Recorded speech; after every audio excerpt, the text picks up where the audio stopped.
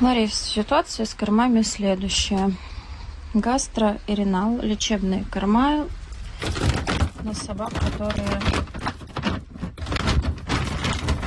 Катюша, мальчики.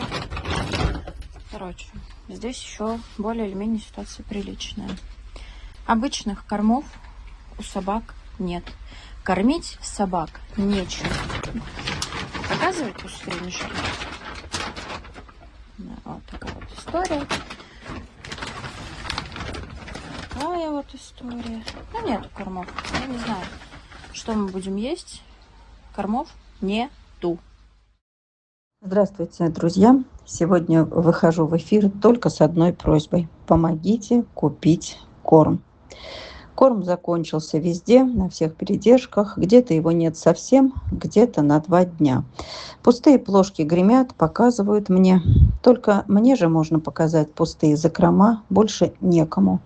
Ну, а я могу показать вам, потому что существуем мы только на благотворительные деньги, не на чью-то зарплату. Сокращается помощь к лету в сотни раз. Люди устают даже смотреть наши нужды, разъезжаются на отдых и по дачам. Просмотры роликов уменьшаются в разы. И остается куратор наедине с передержками. Поверьте, это тяжелые разговоры с укорами, упреками, наездами, обидами, с предложениями забрать своих собак куда угодно. Я не могу позволить не пристраивать собак. Не могу. Я их спасала не для себя, у меня не приют.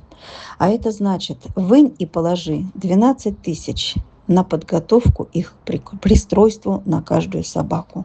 И слава богу, что я выкраивала хоть кому-то на протяжении года на эти титры. И поэтому большая часть имеющих эти титры разъезжаются по домам. Как бы сложно это ни происходило. Но зато страдает статья расходов на еду, на корм. Приходится выбирать, не пристраивать, пусть стареют у нас, а возрастных тоже не пристроить потом. После 5-7 лет их шансы резко падают на пристройство. Всем подавай молодых. Времена не изменятся в лучшую сторону. Как распределить собранные 100 тысяч, например, на 7 передержек? На титры, хотя бы 10 собак, на лечение отитов или на корм? А проходит неделя, и все начинается по новой. Я нахожусь в депрессивном состоянии. Кто-то мне говорит, надо верить в лучшее. Кто-то говорит, Боженька поможет. Кто-то говорит, не унывай, будь оптимистом, все разрулится. И знаете, я этих людей понимаю, потому что им не звонят с утра с укорами, с криками, угрозами забрать собак. И что вообще я себе позволяю не оплачивать их? Я выслушиваю, как у них отключают электричество за неуплату, как во время грозы собаки сходили с ума и разносили вольер, а на новую сетку нет денег, чтобы залатать вольер. И что нечем заправить машину или поменять деталь, чтобы съездить на колодец за водой для собак или за одним мешком корма в ближайший магазин за 10 километров, чтобы дать им по 3 зерна, чтобы утихомирить хотя бы на ночь. Если, допустим, не тратить на титры, не уменьшать собак и пожизненно просить только на корм, забывая, что за их содержание тоже должны оплачивать передержкам, навряд ли это будет лучше. Об оплате передержек даже не приходится упоминать, потому что даже на корм и титры не хватает. Но передержки это тоже не устраивает. Как долго люди будут терпеть жить без оплаты за их труд?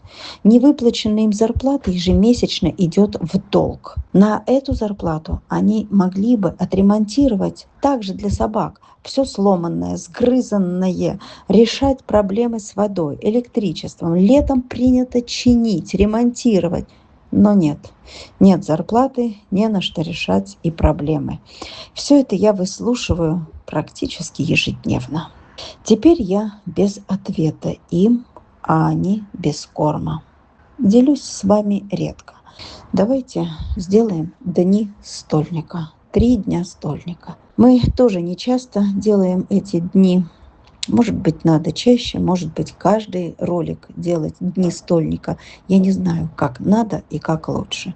Помогите, пожалуйста, на корм. Всем передержкам, у всех закончился корм, всем надо покупать корм. Желательно хотя бы тонны 2-3 на 7 передержек. Пожалуйста, давайте собирать деньги на корм.